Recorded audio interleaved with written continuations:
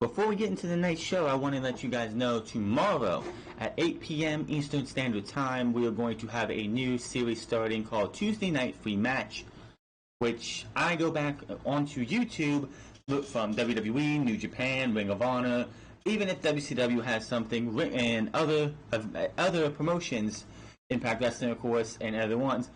And I watch a match that is on there in length under those YouTube channels. We start off with a heavy hitter, EV2 versus Fortune from Bound for Glory 2010. The same night Jeff Hardy turned heel and Immortal was formed. This match was on the pre-show, not the pre-show, but the undercard of that show. This feud was brewing between these two groups for months. And I'm going to go over it, what happened before that, what led into that match, the match itself, and a little bit after that as well, and give my thoughts of the match and the star rating of what the match is. So, 8 o'clock Eastern Standard Time tomorrow, EV2 versus Fortune, Lethal Lockdown review for Tuesday Night Free Match. But let's get into Monday Night Raw. New graphics, new upgrades. We have a new set for Monday Night Raw. That was a disappointing show outside of two things. Brock Lesnar viciously, vehemently attacking Rey Mysterio and Dominic, and AJ Styles versus Cedric Alexander. Everything else on this show underwhelmed or just felt like it just didn't need to happen on this show. Hogan and Flair on Miz TV was just a snore fest. Sasha Banks, Alexa Bliss, I swear it lasted maybe 2.5 minutes. The Universal Championship match at the end of the show ended with, oh my god, one of the worst endings. And I want to get into that ending first. We started the show. The show came down to Rusev helping Seth Rollins from being attacked by two members of Randy Orton and Baron Corbin. We'll get into why that attack happened later. But after Rusev saved him, he came out and challenged Seth Rollins for a Universal title match because Rey Mysterio was not going to be there due to the attack on Dominic. And my god, Dominic has got the selling aspect down. He's going to be hopefully good at everything else, but the guy can sell. Anyway, they're having the match. It's about a 10-minute match. We get to see 5 of it at home because of commercial break. And right before the match, we saw a white limo come down. And Rusev came back 2 weeks ago, was teased as being the father of Maria Kanellis' baby. Maria finally on this night admitted that Rusev is not the father of this baby, which is Mike. Everyone knows it's Mike, so I don't know why they're pulling this shit. But we get to the end of the show. There's about 2-3 minutes left. Seth is on the outside, and all of a sudden, the most underwhelming surprise or return, it wasn't John Morrison, it wasn't Goldberg, it wasn't anybody special, it was Bobby Lashley. Bobby Lashley comes out. Rusev looked so disappointed, and I knew immediately, this is where Lana's been. Sure enough, I don't know if it was a botch or something, but we have him point to the Titantron, to the stage area, to the entrance area, 2 or 3 times, nothing happens. And then Lana's music hits. She comes out, gives him a hug. She's getting all like flirtatious and acting like she's having an orgasm. And then they pucker up. And then they have a huge makeout session. Not once, but twice, getting a little bit more raunchier on the second time. And while this is happening in the ring, Seth Rollins is still down outside, recovering from him and from the match so far. The match had not been thrown out yet, so if Seth wanted to come in, roll him up, and get the win, he could have, but that didn't happen. While they're making out and playing tonsil hockey on the stage, Rusev is just standing in the ring, watching this happen. Doing nothing. Doing absolutely nothing. Looking like the biggest geek and loser there has ever been. Who booked this shit? This had to be one of the worst endings I have ever seen. This reeks of Paul Heyman and just terrible. This is your change. Rusev looking like a geek. Rusev getting a Universal Championship match on a whim because he helped Seth Rollins fend off Baron Corbin and Randy Orton. Nothing on this match, on this show, outside of what Brock Lesnar did to Rey Mysterio and Dominic, and the United States Championship match, felt like it fucking mattered. It felt like this show had two sets in the first hour and a half. I'd say it felt like creative booked the Brock Lesnar beating down Dominic, Rey Mysterio, and the United States Championship match, and everything else was just, let's throw shit out there we've seen before. Ricochet versus Cesaro. I was like, hey, this could be a great match because they delivered the last time they wrestled. That match ended very quickly and was absolutely disappointing. Sasha Banks versus Alexa Bliss, disappointing. The tag team title match was absolutely just, it was meh. But you culminate this entire season premiere. Commentary was not as bad as Michael Cole, Renee Young, and Corey Graves. Can't wait to hear that on Friday, said no one ever. I mean, we didn't have the bickering between Corey Graves and his other two. We didn't get, it's boss time when Sasha Banks came out. But honestly, I've heard Vic Joseph with Nigel McGuinness. I've heard Vic Joseph with Nigel McGuinness and Aiden English on 205 Live and NXT UK with just Nigel McGuinness. He sounds alive. He sounds unscripted. He sounds just real and natural. He didn't sound like this tonight. Vic Joseph felt like a Michael Cole stand-in. Like they just had him run. He just called the Monday Night Raw almost as if he was a Michael Cole clone of sorts. Dio Madden's got to speak up, dude, because Dio Madden, honestly, was just way too quiet. And Jerry the King Lawler just felt out of place. He should not have been there.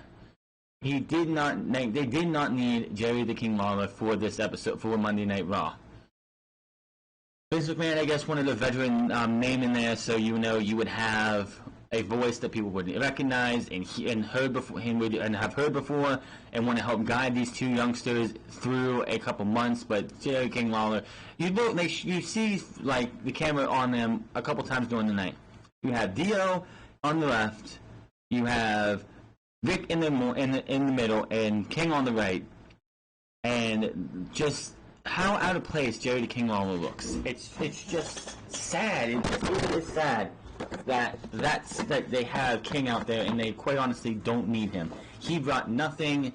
The commentary wasn't the worst, but honestly it felt like it could have been a lot better. We had fireworks, pyro, we had a brand spanking new video package which looked absolutely fucking fantastic. I don't know why they took it away. The last time we had an opening video package that played all the way through was Raw 25 last year, right before the Royal Rumble. They had a special opening package for that. And then it just disappeared, and we didn't use it. They didn't have it on Raw or SmackDown anymore. They had it on Raw once a couple weeks ago when they were still doing the Who Done It with Roman Reigns, and Samoa Joe interrupted it. But we hadn't seen it until tonight, and it was absolutely fantastic. We had pyro. Vic Joseph welcomes us. He joined by Hall of Famer Jerry King Lawler and Dio Madden to the new Raw announce team. We go right to the ring, and out comes Rey Mysterio to a pop, and the announcers go over tonight's card for the season premiere. We see, and this is where I knew something was going to happen, either right now or during the main event. I didn't expect to see Brock Lesnar attack Dominic and Rey Mysterio, but I knew something was going to happen because during this opening segment, they show Dominic they pan the camera to Dominic multiple times. No, especially during what happened with Brock Lesnar and Rey Mysterio. So I knew either Brock was going to do something to him, or if Rey Mysterio was still going to wrestle later in the night, the Fiend might get a hold of him. But lo and behold, it was Brock Lesnar, of course. Rey mentions how he will face the Universal Champion Seth Rollins later tonight. He points to his son and says he owes his son this. His son is the reason he's here tonight. Rey says he is going to win this for Dominic, and he's going to bring home the title, and out comes Brock Lesnar and Paul Heyman. Pyro goes off on the stage before the Beast walks out to the ring. By the way, the new stage looks like, it literally honestly looks like Tony Hawk would be standing on top of it, ready to take a skateboard and take and do a couple tricks on it, like around it. It looks like a fucking half pipe, like a half pipe, or whatever the fuck they call that. It looked like one of those pipes, one of those half pipes that you start on if you're going to do a skateboard course or something. That's what it looked like. It looked fucking awful. I guess it's different than what we had for the last 3 years, but I wish they would go back to what they had from the draft in 2016, right before to the Go Home show of SummerSlam, where they had that arch and they had this set that looked different from SmackDown. I can't wait to see what SmackDown has. It wouldn't surprise me if this is the same set we have on SmackDown, and this two different set things was a bunch of bullshit. Fans boo Lesnar as Heyman and him hit the ring. Heyman goes to grand introduction, but Rey Mysterio snatches the mic because Rey Mysterio, Paul Heyman took the mic and was gonna, like, he was getting up close and personal to Rey Mysterio after Brock took the mic from Rey. Rey goes to speak something in Spanish, but Lesnar grabs him and drops him in the middle of the ring with an F5. The boos get louder, and Lesnar scoops Rey Mysterio up again for a big fat F5 as they pan over to Dominic, who looks on. Now, Dominic, they go back to Lesnar, back to Dominic, back to Lesnar, back to Dominic, and then they have a wide-out shot of Lesnar looking down at Dominic.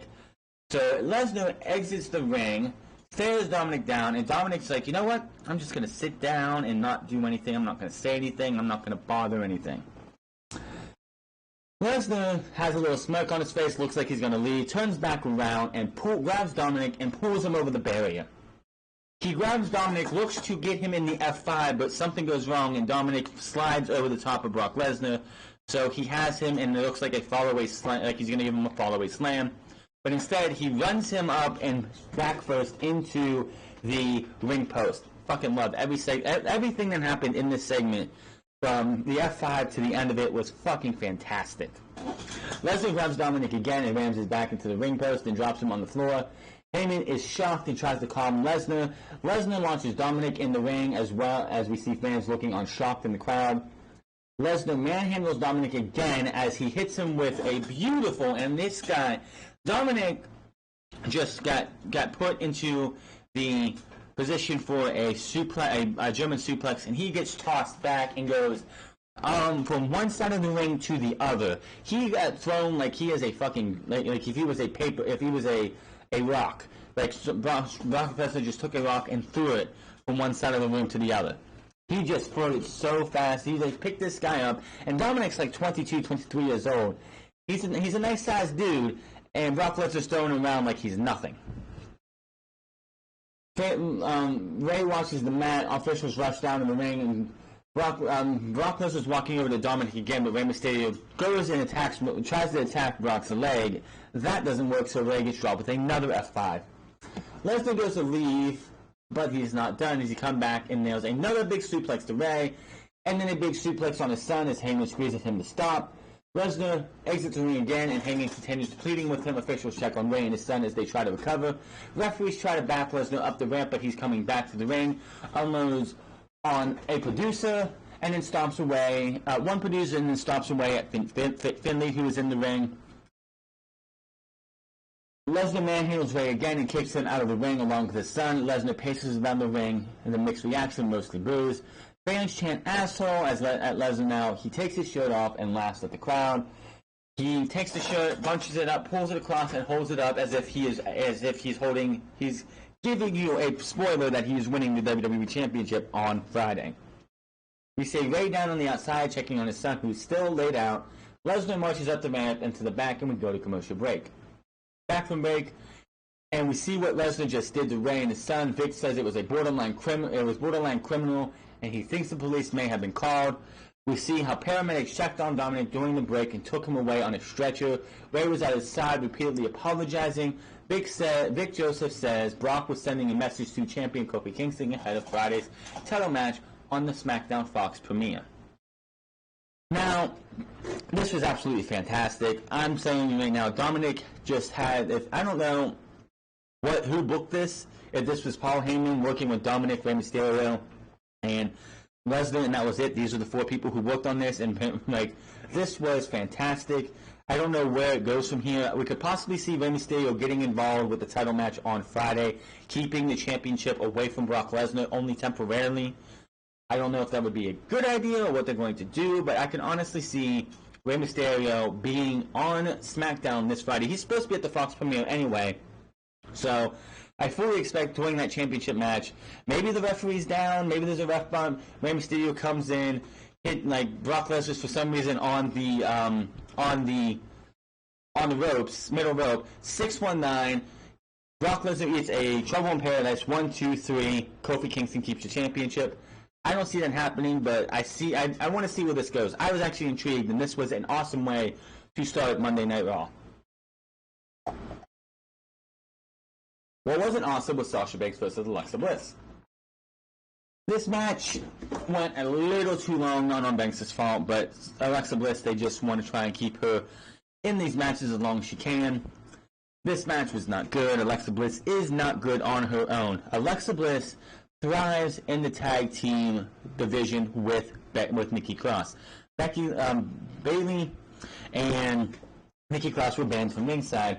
Becky Lynch did make her entrance out here, and she got her steam back. Before they took Pyro away, before the man, she would come out to a steampunk-like entrance where they would just have a bunch of steam come up on her, around her. She has that again, and she has actually made mention of that on commentary. Now, during the match, she starts on commentary, then she gets on top of the commentary desk, and she's holding the title up. She puts the title down. She has a roll of tape, and she starts taping her wrist, and one of her fists. And the whole time she's up there doing that, Jerry the King Lawler would not stop being like, Becky, you promised me in the back you would act accordingly. You would act professional. You would not interfere in this match. And he kept saying it over and over and over again until he realized, oh, well, she never said that she promised me that she would not get involved with this match after the match. So instead of just begging her over and over and over again, you should have came to that conclusion after the first 1 or 2 times that you said something. So, yes. Match comes down to this where Banks blocks a shot and goes down, but pleads for Bliss to take it easy. She calls for Bayley she's like Bayley from where the timekeeper's area is. Alexa Bliss, playing the babyface in this role, contracts dumb babyface syndrome, looks over, gets kicked in the leg, and gets pinned. Alexa Bliss didn't get beat by the bank statement. She didn't get beat by some special move. She got kicked in the leg and got pinned. No grabbing the tights, none of that shit. She got kicked in the leg and got pinned. Does anyone else see something wrong with that? How stupid does that make Alexa Bliss look? After the match, Lynch walks down the ramp as Banks stares her down. Lynch enters the ring and they start brawling. Lynch takes it to the mat and back up. Banks retreats and runs through the crowd as Lynch looks from the ring. Becky takes the mic and talks trash, warning Banks that she won't leave the cell on Sunday until she's done with her. Lynch goes on and says Banks made it personal, but she will make it painful at Hell in a Cell on Sunday. She says punishment will come around on Sunday, drops the mic, and her music hits. I didn't realize this, and I should have, but WWE posted a picture of the match card for Hell in a Cell. There were 3 matches. These 2, on your screen right now, are putting their titles on the line in Hell in a Cell. The only other match is Roman Reigns versus Eric Rowan. That's it. That is literally it. You have got to be kidding me. Unless what happened with Lashley and Rusev gives us the match in Hell in a Cell, which none of us should really give a shit about. I just, like, this is what happens when you have a SmackDown moving to Fox 2 days before your October pay-per-view. Really? You couldn't find a way to push Hell in a Cell back a week? I know you have Crown Jewel 2019. The Saudi show on Halloween, but nobody really cares. Nobody really cares about that show. I want to see what happens to this show. You could have had Hell in a Cell be on the 13th, giving you another week and a week to build up matches. But they didn't do that. So right now, Hell in a Cell has 3 matches. Predictions for Hell in a Cell usually up. My predictions are usually up on Thursdays or Fridays, depending on if there's a takeover or not. Predictions will be on for Hell in a Cell will be on Saturday.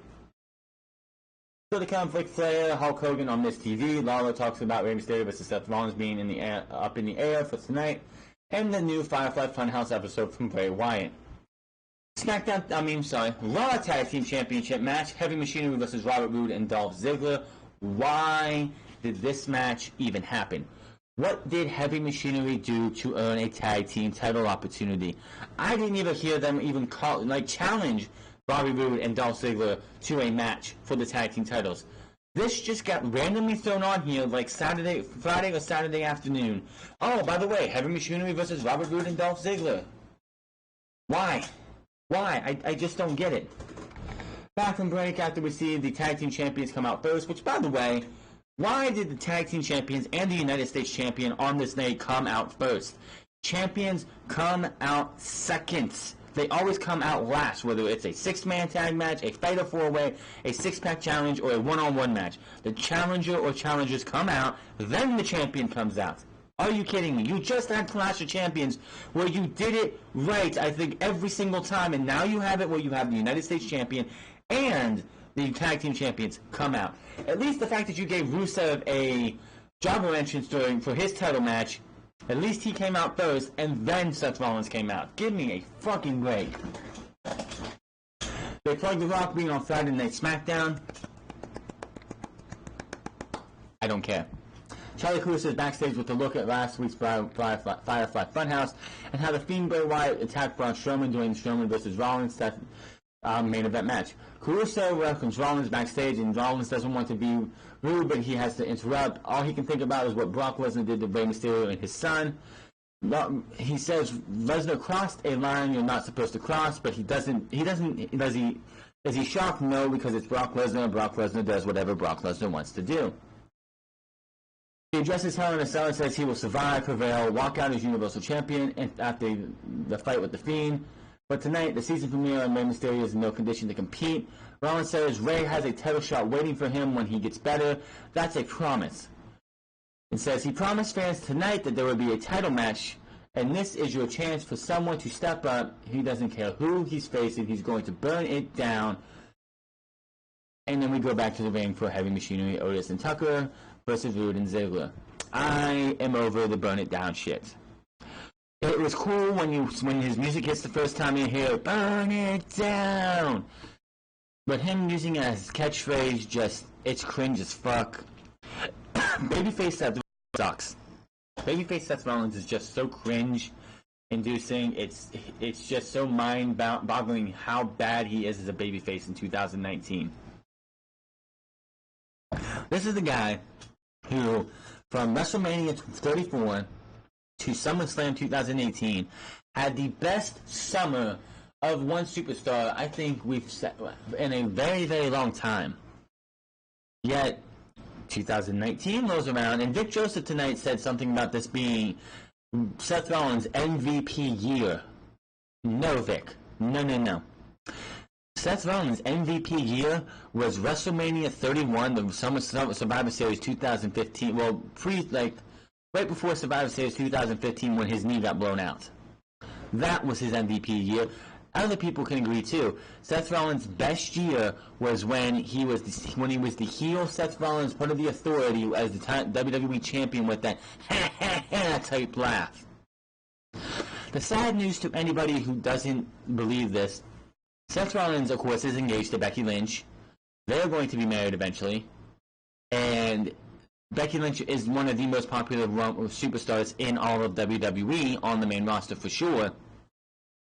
She's not going to be turning heel anytime soon. Seth Rollins is not going to be turning heel anytime soon.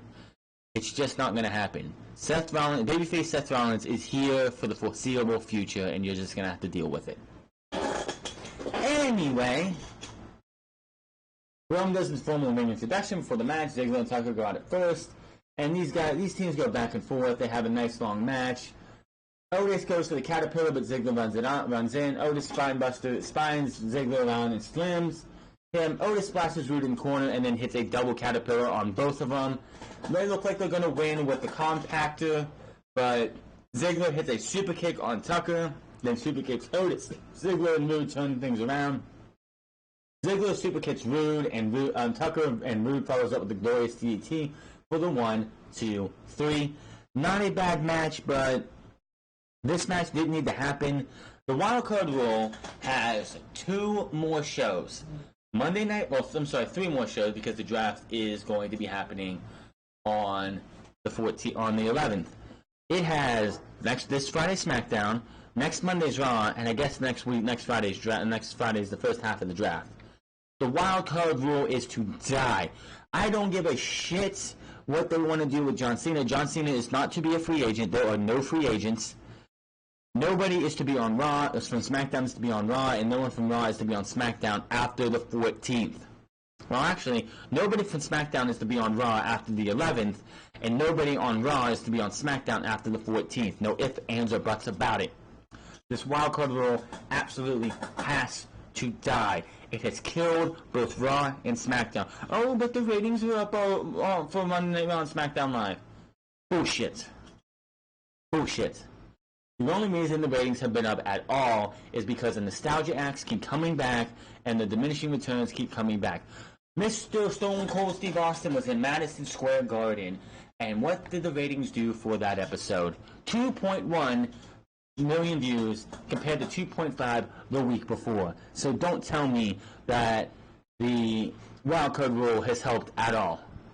Steelers played the Bengals tonight. Bengals got destroyed by the Steelers. Would that help Monday Night Raw? Maybe, maybe not. Hulk Hogan and Ric Flair being on the show might help, but I don't think so.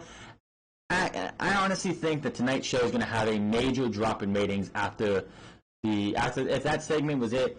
After that segment was over and Hogan and Ric Flair were gone and done and everything, I guarantee those ratings are just going to flatline and drop. Simply because if you enjoyed that, more power to you. But everything after that was just a steep decline for this show.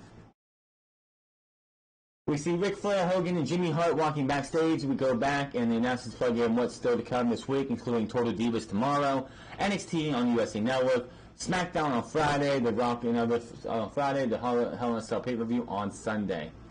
Even Jerry the King Lawler said it, that this is the biggest week in professional this is the biggest week in wrestling history, and one of the biggest weeks in wrestling history. It is for these 3 premieres for Raw, SmackDown, and NXT, all at what their time is going to be on each show. New sets and stages, and premiere for Fox for SmackDown, and then of course AEW, and then Hell in a Cell on Sunday. But you would be remiss to even know that Hell in a Cell was a thing because there was hardly any build to Hell in a Cell outside of Sasha Banks and Becky Lynch and Brock, Seth Rollins and The Fiend. Miz TV, he welcomes everyone to Miz TV and sends his thoughts to Rey Mysterio and his son. Let's get some boos from the fans. Miz mentions how his second daughter was recently born. Fans give a nice little pop there because, he adds that there's no telling what he would do if someone put their hands on his kid. Keep that in mind for Friday because, yes, Brock Lesnar will be taking on Kofi Kingston. And we didn't see Brock again. We didn't see Rey Mysterio again tonight. I would not be surprised if Rey Mysterio makes a run-in on that show. And as I said, somehow the referee's down, Kofi has Brock on the ropes, like legitimately laying on the middle rope. Rey Mysterio runs down, comes out of nowhere, 619s him. Kofi Kingston hits the Trouble in Paradise, 1, 2, 3, and Brock Lesnar is not the WWE champion. Brings out Ric Flair, brings out Hulk Hogan. Hulk's in the miles and the Styles get the crowd riled up. Some Miz jokes with Hart and refers to him as the third legend in the ring. Flair jokes that he had to hear Hogan's music for 30 years and he's tired of it. Hey, I'm tired of this fucking episode of Monday Night Raw so far, so outside of Brock Lesnar. And we only have one good thing coming up, and that's the U.S. Championship match. Hogan responds with a woo back at Flair. Miz says we had to hear those for longer, but we all love it. Flair tells Miz to not change the subject. There seems to be a little bit of an awkward tension here, mainly from Flair's side. Miz has everyone take a seat. He asks Hogan what it's like to look across the ring and see the Nature Boy. Hogan talks about being back on Raw and back in Phoenix, and of course, that's the cheap pop. That's a cheap pop.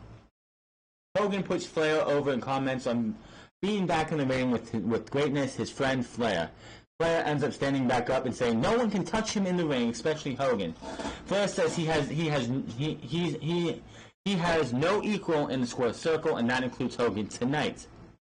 Hogan stands up and says, it sounds like Flair just wants to take one more run at the Pythons.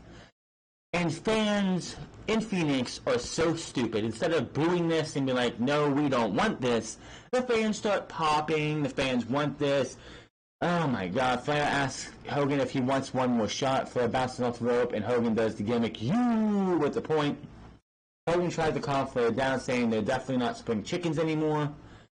And then the fans, God, fuck you, Phoenix, chant one more match.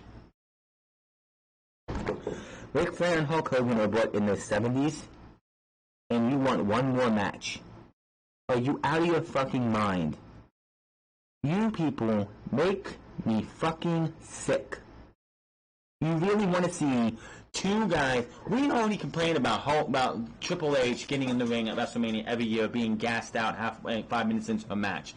Shawn Michaels breaking his oath that he would never come out of retirement for blood money in Saudi Arabia. The Undertaker refusing to go away. Kane looking like somebody who shouldn't even be in the wrestling ring anymore. And yet you want Ric Flair and Hulk Hogan to have one more match. Give me a fucking break. That is absolutely ridiculous. Hogan says that doesn't mean they can't add another page to their legacy. Flair says he dreams of getting a paycheck with as many zeros as Hogan. Miz says you're going to probably have that change because on Halloween we're going to Saudi Arabia, and he announces a Survivor Series type 5-on-5 match. They didn't say elimination though. I don't think they said elimination.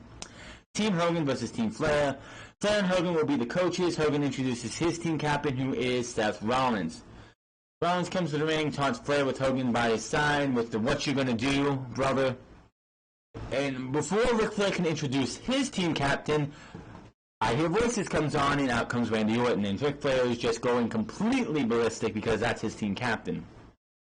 Orton says he needs Rollins' undivided attention, so he needs Rollins to remove his head from Hogan's ass. That got a good one from me and from the crowd. Orton reveals that they will announce their partners over the next few weeks and challenges Rollins to a captain versus captain match, and Rollins accepts. They start clearing the ring of Miz TV set. This match never gets started because out comes King Corbin. Orton takes advantage of the distraction and drops Rollins. Corbin hits the ring and nails Rollins with the scepter. Corbin and Orton double team Rollins now. The music hits, and out comes Rusev. Rusev gets a massive Rusev Day chant. He's unloading on Orton and Corbin as fans cheering him on. Rusev blocks an RKO and nails a Machka kick. Rusev with one more big Machka kick on Baron Corbin. Rollins sends Orton over the barrier into the crowd. Orton comes back over and stumbles around the ringside area. Fans chant for Rusev as he stands tall with Rollins in the ring.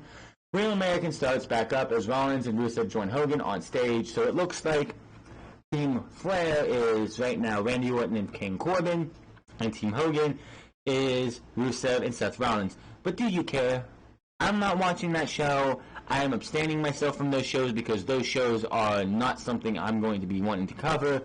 I don't believe WWE should be working with blood money like that, but they got to do what they got to make their monies. Seth Rollins will defend his title back from commercial, and we go to Charlie Caruso, who stops Rusev in the back. She congratulates him for stepping up to Team Hogan and asks him, where's Lana? Which everybody was asking, we want Lana, or saying, we want Lana last week. And he gives her the deepest stare into space I've ever seen somebody have. He doesn't want to say anything. He says, well, let's not focus on Lana, let's talk about Rusev. She asks him what his, like, since you came back, what are you here to accomplish? Rusev says he's not here to talk about his problems at home, but he's here to talk about Seth Rollins' problems at work. He got double teamed out there, and it wasn't fair, so who was the man to make the save? Rusev. And he knows Rollins owes him a debt, and he's here to collect. He challenges Rollins to a Universal title match and then walks off. We get a new promo from Akam and Razor, the authors of Pain. They talk about loving, like growing up in a violent world, in a violent place. They go from living violence to loving it to bringing it to lusting for it. And these guys just look so badass. The music fucking fits them so well.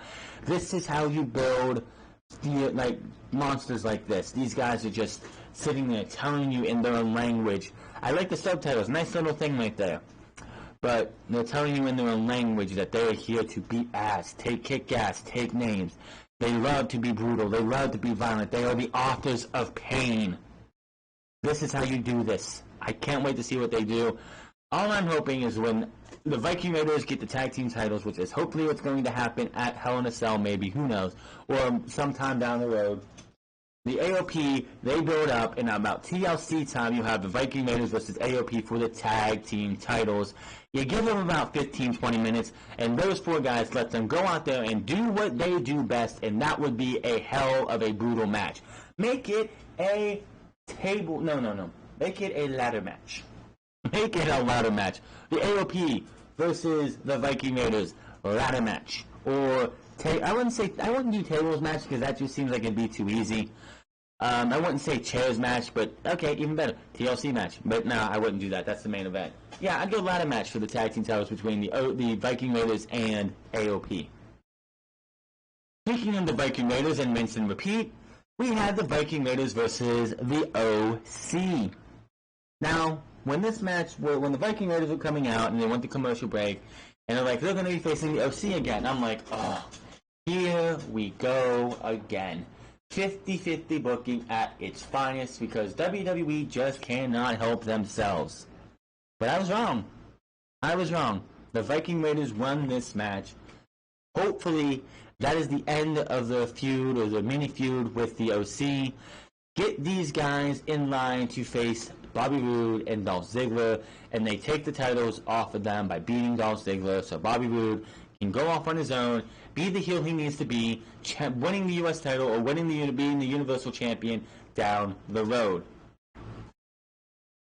But yes, the Ivar falls out with a big splash off the top, covers Gallows after a big slam for the 1, 2, 3. The Viking Raiders are your winner. After the match, they stand tall and the music hits and we go to replays. Charlie Caruso talks about Rey Mysterio and his son leaving Raw in an ambulance earlier tonight. She has learned that they will not be back tonight and says Brock Lesnar and Paul Heyman are still here and they want time to address what happened.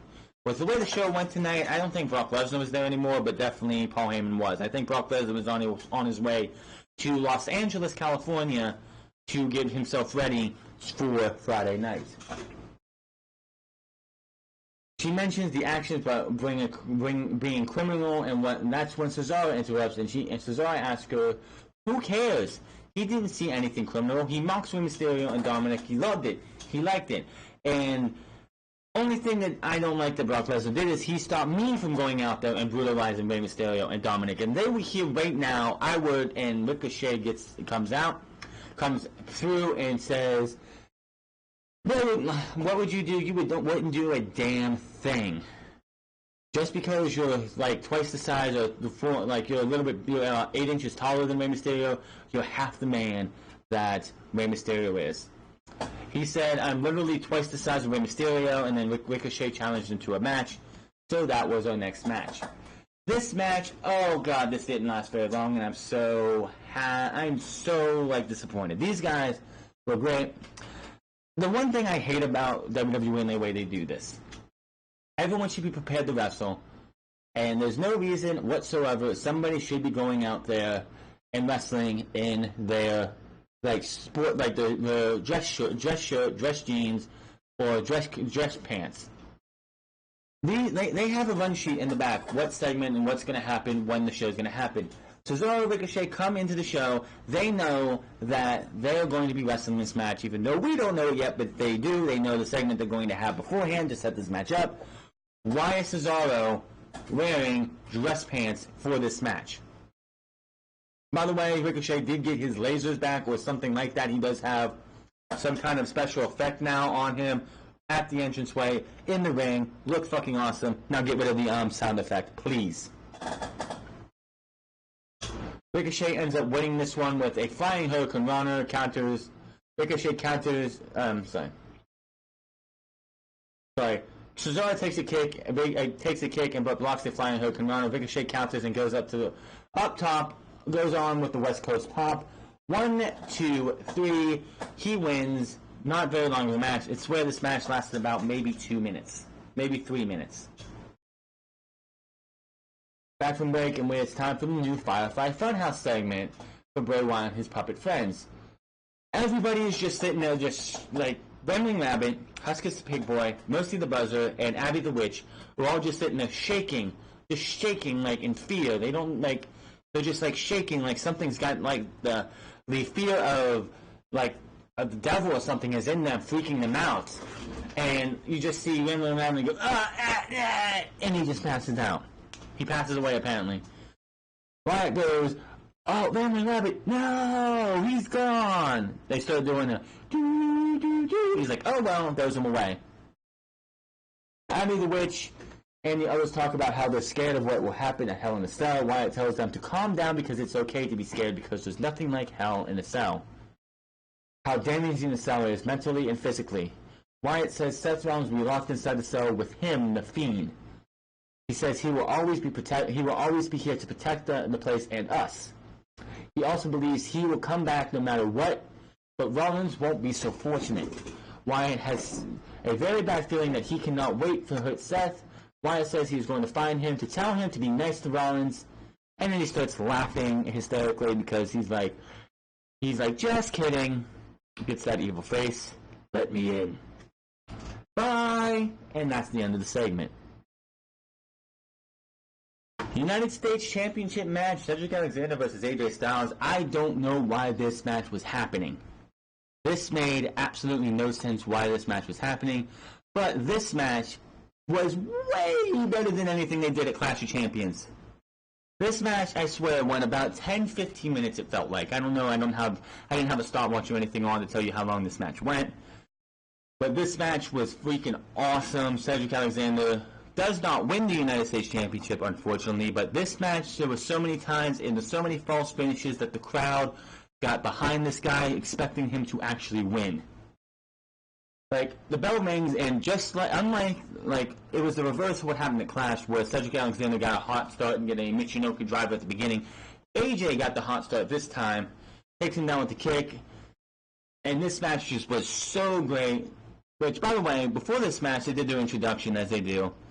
Mike Rome didn't say the United States Champion, the phenomenal AJ Styles. He said the phenomenal United States Champion, AJ Styles, which I thought that was kind of new. You had a Michinoku driver by Cedric Alexander, close to count. AJ tries in the corner but runs into knees. Cedric with more offense and a neuralizer. AJ tries to mount offense with a series of strikes, but Cedric counters and drives him back down for another close two. Cedric can't believe it. AJ blocks the lumbar check as fans do dueling chants, and they trade holds. AJ spikes Cedric into the mat with an inverted DDT for a close 2 count. AJ has a Styles Clash blocked. AJ rocks Cedric with a forearm from the apron. He goes up for the phenomenal forearm, but Cedric ducks down, hits the big Michinoku driver for a very, very close 2 count. Crowd is just all over this match. They want Cedric to win. Styles blocks Cedric and hits a German suplex, keeps him locked and plants him face first into the mat for another close pin attempt. They tangle some more, going back and forth in the middle of the ring. Cedric goes up for the lumbar check. AJ catches him with the Styles Clash. 1, 2, 3. AJ Styles is still your United States Champion. That is it. Cedric is done. He's not getting any more title opportunities. Again, I don't know why he got this one. He did not do anything to earn it. Brawling with the champion the previous week does not warrant you a title match. But that is twice Cedric Alexander has lost to AJ Styles clean as a whistle. This match was awesome. This is the match we should have got at Clash of Champions on the main card. This match should have been on the main card, but yet you gave us Roman Reigns versus Eric Rowan, and you gave us the Tag Team Champions, Fire and Desire versus Nikki Cross and Nikki Cross versus Fire and Desire. But yet, this match was only given 5 minutes on the pre-show, That was a crime. This match is what we should have had at Clash of Champions. This was awesome. Backstage, and we have Montez Ford and Anthony Dawkins. The Profits answered the question, when are they going to be in action? Live this Wednesday on the USA Network from the for NXT. They said they are still NXT. Then why are you on Monday Night Raw? This isn't Wednesday. This isn't Full Sail. This isn't NXT. This is Monday Night Raw. Why the fuck are you on my TV? If you are still NXT, then get the fuck off Monday Night Raw. Go to NXT where you belong and stay there. You bring nothing to this program. The story coming out is that a couple weeks ago is that they are only doing these promos because they want them to be over with the fans before they go out there. Gee, don't you think you would have had them come out the night after SummerSlam when you were in Toronto, Ontario, Canada, the same place you had TakeOver Toronto 2 nights before, with people who went to TakeOver Toronto and watched the Street Profits take on the Undisputed Era in a very damn good match? Don't you think you should have had them show up in the middle of the ring or have a match on that episode of Monday Night Raw? They would have been over that night. The crowd does not care about the Street Profits on Monday Night Raw. Keep that at Full Sail. Keep them in NXT where they belong. They head tonight's Monday Night Raw the rest of the way. Yada, yada, yada. Lacey Evans versus Natalya. This match went way too long. Lacey Evans is a piss break at best.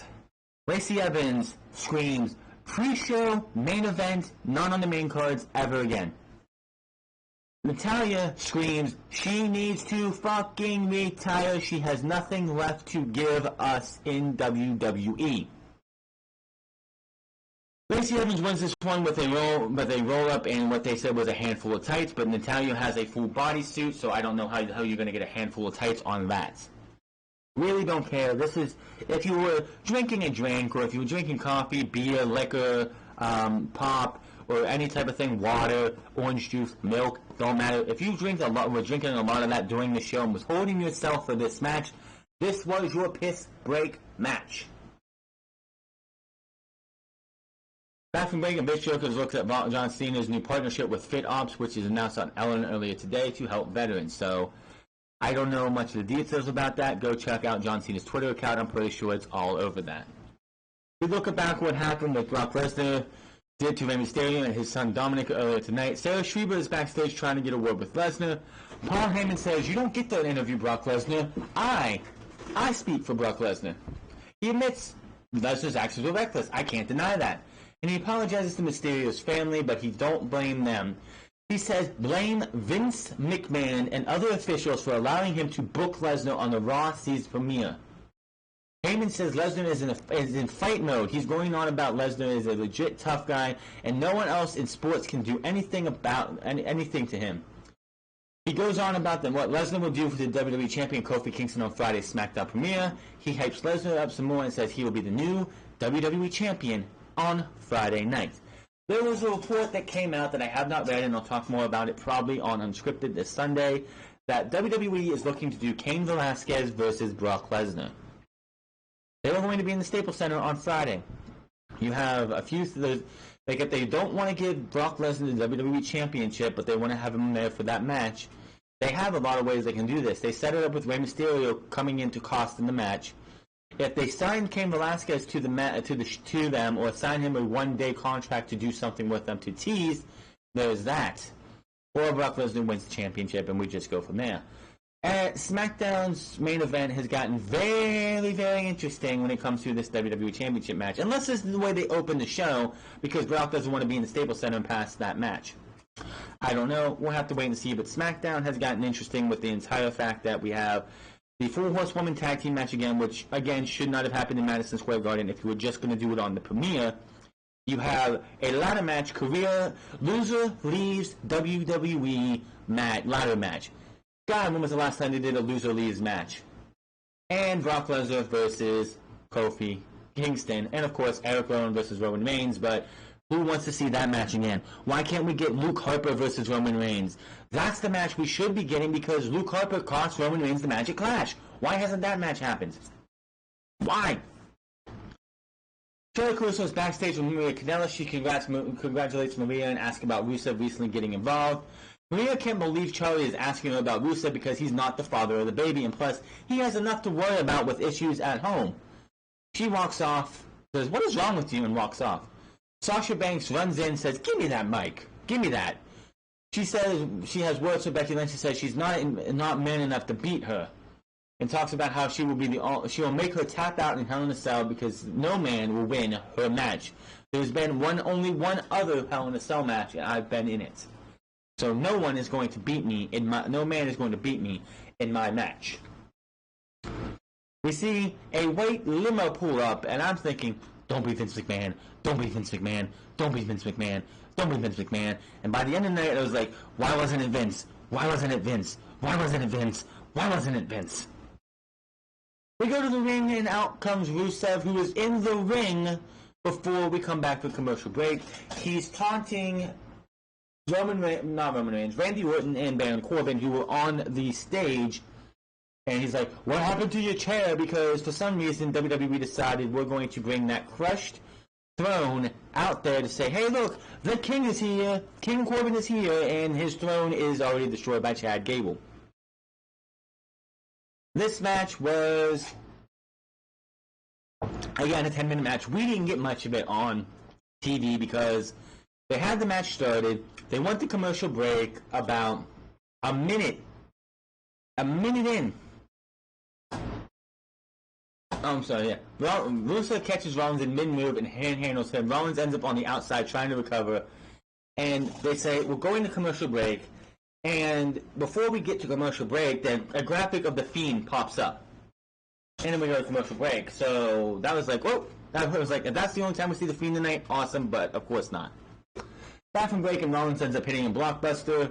And then this match, let's see. Rusev with a kick to the face. Rusev powers up and drops Rollins with the big side slam. We see Orton and Corbin watching from the stage. Rusev waits for Rollins to get back up as fans do dueling chants. Rusev goes for the monster kick, but Rollins ducks him and rolls him up for a 2 count. Rollins with a super kick. They trade counters, and Rollins hits a Falcon Arrow in the middle of the ring. As I was typing about the Falcon Arrow the Falcon Arrow looks absolutely fucking beautiful.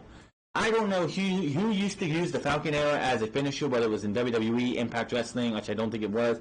Anywhere, but Seth Rollins using it as just a normal move kind of makes the Falcon Arrow look just bland, and I don't think that's right. The Falcon Arrow looks like it should be somebody's finisher. Fans pop as Rollins looks to put Rusev away. Rollins with a kick to the gut. Rusev avoids the stomp and sends Rollins to the apron. Rollins rocks Rusev with an elbow. Rollins springboards in, and Rusev catches with a Machka kick. All of a sudden, Bobby Lashley's music hits. And I'm sitting there thinking, it should have been Vince. It should have been Vince. It should have been Vince. It should have been Vince. They could have had him do something. But we got Bobby Lashley. Lashley motions for the title around his waist as Orton and Corbin watch from the stage. Lashley motions to something in the back. It's not appearing. He does that 2 or 3 times, and then Lana, of course, comes out, joining Lashley on the stage. Rusev looks on from the ring, and he just looks depressed. Lashley hugs her, and she smiles, all like sexually and everything. She's like she's having an orgasm just hugging this guy. They look back at Rusev, and he's like, one more thing. She just grabs him, and they start kissing. Rusev is furious, but he's doing nothing. Lana and Lashley make out some more on the stage as he wraps the legs around him. Rusev stares at them, and as they kiss continues, the lights start to go down in the arena, and Rusev is in the ring. Rollins is on the outside. The way they made this look is that Rollins was on the outside. He was up and at it. He wasn't beat down or anything. It felt like what they were going to do was the Fiend was going to attack Rusev, and then Rollins was going to come in, make the save, and beat down the Fiend. Thankfully, they didn't do that because the Fiend, on the outside, gets him in the mandible claw, Rollins in the mandible claw, and just knocks him out. The lights are flashing, the horror sounds play. All we hear is Wyatt's laugh, and the lights go out. We hear the laugh, and that's it. Lights go, and that is that. It's the final Raw, by the way. This is the go-home show to Hell in a Cell, and honestly, they had been almost zero build outside of The Fiend and Seth Rollins and Becky Lynch and Becky Lynch and Sasha Banks. So, both Hell in a Cell matches going to be an hour-long match, and is Roman Reigns versus Eric Rowan going to be another hour to give you a 3-hour show. All I know is hopefully by this time Friday we will have ourselves some matches built up, because quite honestly, announced. Because quite honestly, I don't want to just see random matches put on Hell in a Cell for the fucking hell of it. They tried that at ECW December to December in 2006. How did that fucking turn out? No, I don't want to see that. So hopefully they'll have something announced in the next day or two. Maybe Lashley and Rusev will be added, which I don't give a fuck about that match. Tag team titles, who's going to happen there? I don't have a clue. All I know is that was a shitty fucking ending to a show. But that is your Monday Night Raw review for Monday, September 30th, 2019. Hit that subscribe button, comment down below, like or dislike this video. Follow me on Twitter and twitch.tv/TheFrance Club, and I'll see you guys tomorrow. Remember, tomorrow is not SmackDown. Tomorrow is Tuesday Night Free Match, EV2 versus Fortune review, as I'll go on how we got to this match and a little bit after that. But until then, mine is The Front, and I'll see you guys later.